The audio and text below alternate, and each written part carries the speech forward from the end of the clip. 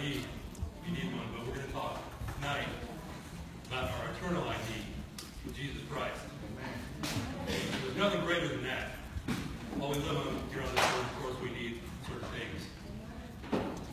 So I'm going to ask you right now to open your Bible to Philippians chapter 3. If you got one of these Bibles that just handed out, page 571.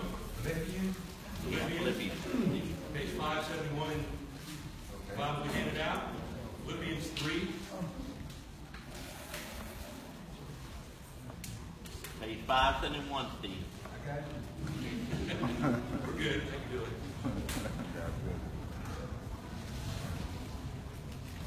Now, once you get there, that's what I ask you to put your finger in the Bible. Just hold your place. Put your finger, your thumb, or whatever you want to put in there to hold it. And what we're going to talk about tonight is knowing Jesus, knowing joy. But I wanted to tell you a little bit about me first, because I've been coming here for about a month now with my wife Dawn, and I figured, yeah, you want to know a little bit more, kind of who I am, a little bit. So I wasn't raised in a Christian home. I was raised in a home under the sect of Mormonism. I was taught that I had to be a good person to get to heaven, I had to work as hard as I could, and follow the commandments. I had to do something impossible, basically, to get to heaven. That's what I was taught. So, in high school, I just kind of moved away from that. 16 years old, I watched my best friend die on the side of the road in a car accident. I was right behind him. I was the last person he saw when he looked up, and then he dropped down dead. That's just the beginning. So after high school and college, I don't really believe in God. I believe a God existed. Some God somewhere. He's, who knows? Right. So I went through school, got drunk a lot in college, did some drugs, got through that. 29 years old, God got a hold of me. He saved me. He changed my life. 34 years old, I married my wife. Nice. Married a little late by some standards, but we're married. And but sometime before then, before I met her, she met me, I found out some things about her. We all have these, and what I'm talking about is knowing Jesus, knowing joy, because we all have the struggles and things that we go through, and they're all different for all of us. She was homeless for several months. And then fast forward to the little bit of time before we were married, I moved to Atlanta for a job, and I found myself a couple months later without a job. Nowhere to go, no friends. And, there's just so much we can talk about. Then we're married, and we have this great Christian home. Everything is perfect, right? Right. Everything's not perfect. We go through, we had miscarriages. We got babies waiting for us in heaven. Sorry. Very difficult time. Then was 12 hours in the hospital overnight. Just took its toll on us. Sorry to hear that. Past 8 years, she has put up with horrible back pain from a car accident. Praise the Lord, she's free of that now. But for 8 years, she couldn't work. She couldn't do much of anything. I'd work and come home and take care of everything that I could. So that's just a little bit about us. Through that all, we did find joy in Jesus. We found knowing Him and pushing to get closer to Him and understand, why are we here, Lord? What is going on? Now, we still don't have all the answers, but we do know that we grew to know Him in those times, in those troubled times. That's probably enough about me. I want to tell you about another man years ago, who lived years ago. He used to hunt and track down Christians and kill them. Oh, yeah? All right? It was Paul. That was his passion. He thought he was doing it for God. He thought he was a good guy. He was living. He was obeying the Ten Commandments. Right? He's doing all these things. And then guess what? Then Jesus came to him, knocked him off his horse, blinded him, threw him on the ground, told him who he was. And that man became a believer. And if you haven't figured out what I'm talking about yet, it's the Apostle Paul. Told you. And so there, let's open our Bibles to Philippians chapter 3.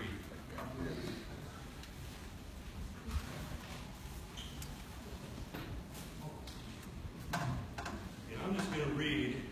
That's right. What's that? Right. Through faith in Christ. I'm going to read Philippians 3, verse 6. Read 6 through 10, just give you a little bit of Paul's background in there. We're going to focus on verse 10. I'm going to break that down and hopefully encourage us to see what that looks like, at least for Paul and hopefully for us. So Paul writes, talking about himself, as the zeal or as the passion, a persecutor of the church. He's saying he was a persecutor of the church.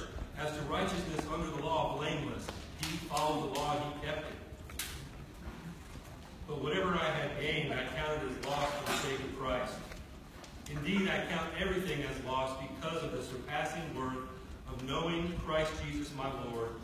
For his sake I have suffered the loss of all things and count them as rubbish in order that I may gain Christ.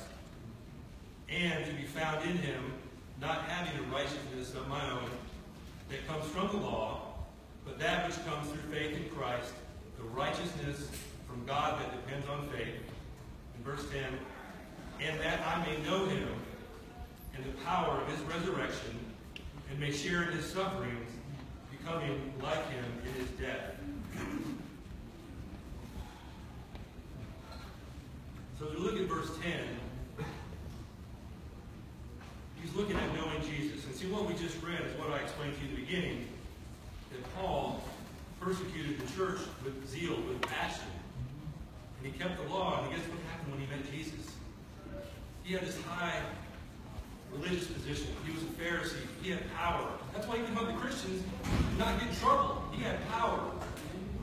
In the Jewish religion, the power structure there over the Jewish people and the Greek government didn't care. They let him go because that was his people. He was persecuting the Christians that were trying to take over, they thought, the Jewish religion. So here's Paul hunting the Christians down, and when he finally meets Jesus, Jesus reveals to him who he is, and tells him the gospel, he understands it, gives it all up. It's all rubbish, it's trash, it's nothing compared to Christ. And the irony is, as Paul was persecuting the church in the beginning, killing Christians, he was free. He was moved by his rage for his righteousness, he thought. Now he gives it all up. In this book, Philippians, he wrote in a Roman prison where he was put for 2 years chained to a wall. And here he is writing from the prison, writing outside to a church outside of those prison walls. And today he's writing to us outside that Roman prison walls where he's chained to. And so the first thing he says in that verse, he says, in Paul's desire, looking at his desires, he desired to know Jesus. But he knew Jesus, didn't he? Of course he did. So what is he getting at? He wanted to know him more. He wanted to experience Jesus in all aspects of his life. And the more he was pushed into his struggles, into his troubles, the more he had to rely on Jesus and reach out to him and understand the punishment and the suffering Jesus went through. Because Jesus said, you're going to go through it too. And so Paul knew that, and he said, okay, let me know you more as I get through this. As he gave everything up. How well can we really know someone? As we think about this, think about someone that you've known for a few months or a year. We use Robert. Say, oh yeah, I know Robert, and he goes away about a year, and he comes back, and yeah, you know that guy Robert we used to see down there, he used to preach, and oh yeah, I know him. Comes walking up, looks kind of different, sounds kind of different, you're not really sure. Yeah, it's him, but you don't know him. He left, you stayed, and you didn't care about each other enough to get to know each other. So he comes back, and there's a difference between knowing about somebody and knowing somebody. Next month will be 12 years I'll be married to Dawn. Probably to her it feels like 50. Some days. Yes, praise God for that. She put up with a lot. So we know each other better than anybody else knows one another. But we still strive for more. We still want to know each other more. That's why we come down here together. You know, she doesn't send me down here. I don't send her down here. We want to know you and love you and minister with you alongside you. And whatever we can do, we want to do that together. It's experiencing life. And that's what Paul is experiencing in prison. He's like, I want to know Jesus more. I want to know him deeper. What does it look like to have him forefront of everything in our lives. As he's chained to a prison wall, he's writing this. How much freer are we? Regardless of our circumstances, how much freer are we? You know. But he doesn't stop there. As part of his desire to know Jesus, the second part of that, next part of that verse, Paul desired to know the power of the resurrection. The power of Jesus' resurrection. What did the power of Jesus' resurrection do? It raised him from the dead. Raised him from the dead. What does it do for us? Raises us from the dead. He take our stony heart, he take our old man or woman, cast it aside when we put our faith in Christ, we turn from our sin. Cast that aside, give us a new heart of flesh, a real beating heart with real life. A new person we become, the Scripture says. And so Paul, it's like, okay, that power. What about after that? Here's where we get so messed up, I think. And I can just say American Christianity because I've never lived anywhere else. But it's like, okay, believe in the Lord Jesus, then it's wait till we die. Believe and die. What about that long, narrow path in between that? That long, rocky path with all the holes in it, and the dead ends, and whatever we encounter. And that's where Paul is right now on this journey. Part of his journey, being chained to a wall. 2 years. Other parts of his journey was being hit with rocks, being chased, being plotted against, being murdered. And so here we are. He wants to know the power of his resurrection, about Jesus' resurrection. That gives us victory over sin every day, outside of giving us new life. And that's the pathway that we walk from faith to death and eternal life with our Savior. So it's more than a feeling. It's more than, think about something that you get something new. Maybe it's a hat or a shirt or whatever it is. Let's just say you get a new shirt and you put it on and it's clean and and it looks nice and you kind of feel empowered sometimes. It makes you kind of feel good. You're strutting around, oh yeah. Pretty soon that thing fades and gets dirty and you gotta wash it, you gotta replace it, you gotta get a new one. Because it really had no power to sustain you for anything. But the power of Christ's resurrection never goes away. It's never defeated. Not only is it never defeated, it defeated death and rose Jesus up after the third day. Can't keep him down. Death can't beat that power. Nothing that we have in this earth can beat that. Defeat Christ's power. So there's Paul. I want to know the power of Jesus' resurrection. I want to know what that's like. He's knowing what it's like right there as he writes to encourage other Christians. Here he is in prison.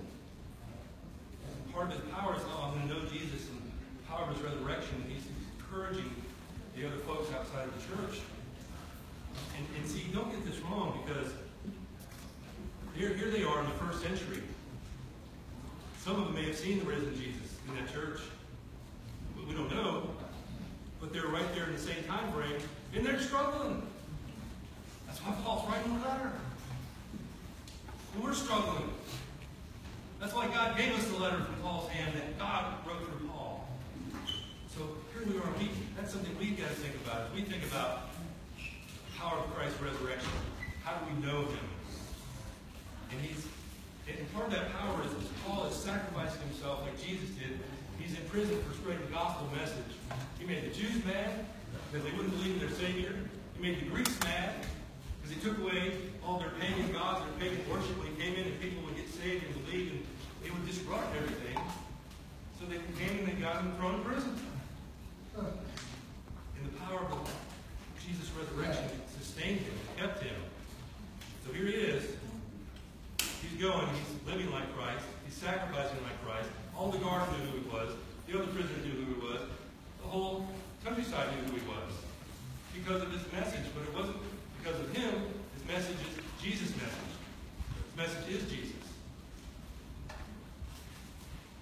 Then the next part of the verse, we see in 10, says that I may know him, the power of his resurrection, and may share his sufferings. That's a hard one. Paul suffered. No doubt about it. He's suffering as he's writing this letter. He suffered in other ways. Part of his suffering was earthly. I mean, this is all earthly. But the other part is he gave up his high position. It's like the rich young ruler who came to Jesus and said, what must I do to be saved? He tells him to sell everything he has and give it to the poor. Not because money is evil or anything like that. It's because he valued his money over Jesus. And Paul had all this power. He said, it's nothing. It's trash. He let it go. And now he's in prison. And Paul loved Jesus. He fellowshiped in his suffering through spreading his word, through taking the same types of wrath that the world gave him, just like Jesus had. So Jesus died so that Paul could essentially die if he had to. Paul was ready, as we see. So what is it? Fellowship of suffering. How do we do that? I have a friend. He has an 11-year-old daughter. Her name is Tammy. She has a blood disease called sickle cell anemia. 11 years old. This beautiful little girl, beautiful smile. In order to save her life, hoping she doesn't die young, giving her a normal life for an 11-year-old so maybe she can grow into a woman, they're going to find people that match her so they can give her bone marrow. 3 years. They searched. They found 5 people. Awesome. Wasn't that awesome? 5 people. They all said no. Every one of them said no. But you know, this family is a family of Christians. And they know what it's like to suffer because she's 11 and she didn't just get this overnight. So she's been suffering. They've been looking at least 3 years. I think it's been longer than that. And they said, you know what, God, it's in your hands. We trust you, because they were relying on resurrection power to get them through. And guess what, God doesn't always cure everything that we need and cure in a certain way, because there are lessons that we need to learn in life. But for this family, this year a new medical procedure came through, a breakthrough. Now her father could give her his bone marrow.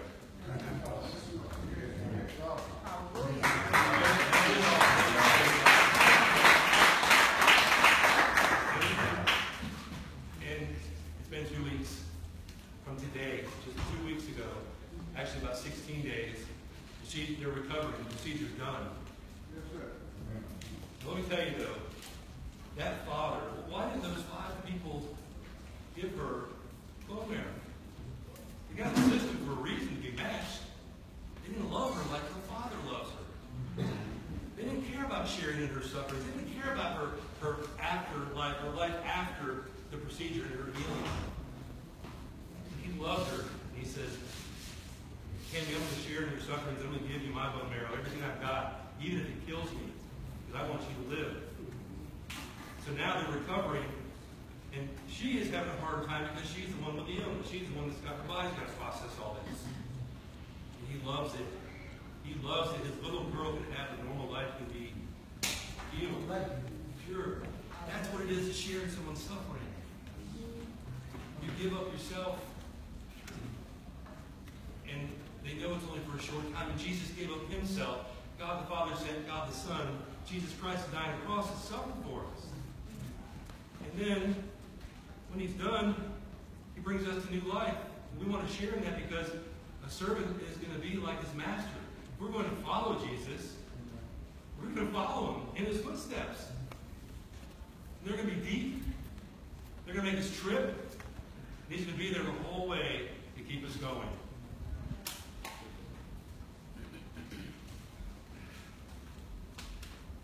So thinking about, that's where Paul is. And part of that's preparing to suffer, and part of it is suffering. I don't know a better example of what that looks like, to share in someone's suffering. I shared in my wife's suffering some those 8 years. And it was hard, let me tell you. I wasn't the perfect husband. But Love you, honey. But we have a perfect Savior who gets us through. Right. God is through. Here we are.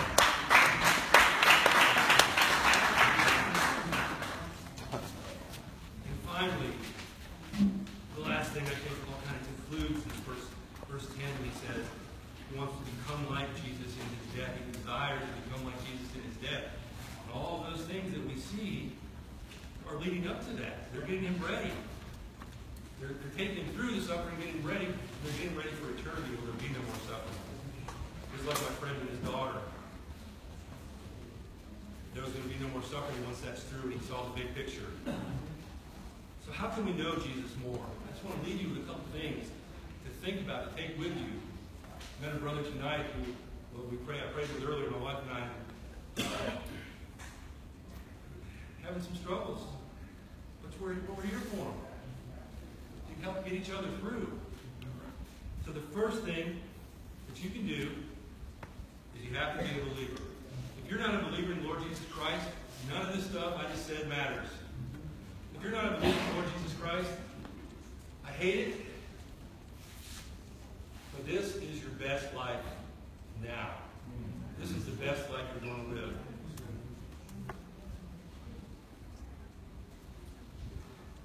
However, Jesus is enough, and he's more than enough. And so the first thing you can do is repent. You can turn from your sin and put your faith in Jesus Christ for the forgiveness of your sins, for eternal life.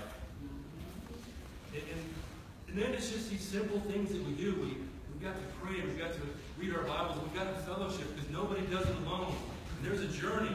There's a journey from faith to death that we're so bad at. As Americans, we want to be independent. We want to be lone rangers and lone wolves and do everything ourselves. And I've got a chip on my shoulder and I can do it. I can't take the beatings that Jesus took. I couldn't take the beatings that Paul took. They kept going. They didn't do it by themselves. Of course, Jesus is the exception. He's God in the flesh. But he showed us by example. He gets us through. And the other thing we can do is say, Mark, I've been reading my Bible, I've been praying, and I do some fellowshipping. But let's get serious. What is it? You've got to think about this. What is it that's between you and Jesus is keeping you from knowing him even greater? Don't tell me it's nothing, because nothing's happening. That's right. So, that's my suggestion. Because look at Paul. Here's what Paul gave up. Everything. What was between him and Jesus? Everything. His religion, his position, his power. He had to give it up. So now we have to give some things up. Even when it feels like you have nothing, there's something there. It's physical and spiritual. It's always spiritual in the end. There's something there. So, consider what that is. Name it as trash. Put it off to the side. And that's the message I want to encourage you with tonight. Look at Paul's desire. Desire to know Christ. Desire to know the power of his resurrection. And to not desire to suffer with him. You have to. When you need to. When he calls you to. When he's going to call you to. If you're not a believer tonight in Jesus Christ, I call you now to believe that Jesus died on the cross for your sins. He rose from the dead 3 days later. Turn and put your faith in him. Turn from your sins and put your faith in him. You do that right there where you're sitting. You want to talk about it afterwards? Come talk to me. Come talk to one of us that are here serving with you, alongside you. Talk to another believer. And let's talk to Jesus together. Hallelujah. Let me close this in a prayer. Father, thank you for the opportunity to share your word tonight, Father. I pray that it was your word, your Holy Spirit, who taught everyone what they needed individually, what they needed to hear, and what you said to them, not what I said. Use this word, Lord. Use this fellowship here, this church,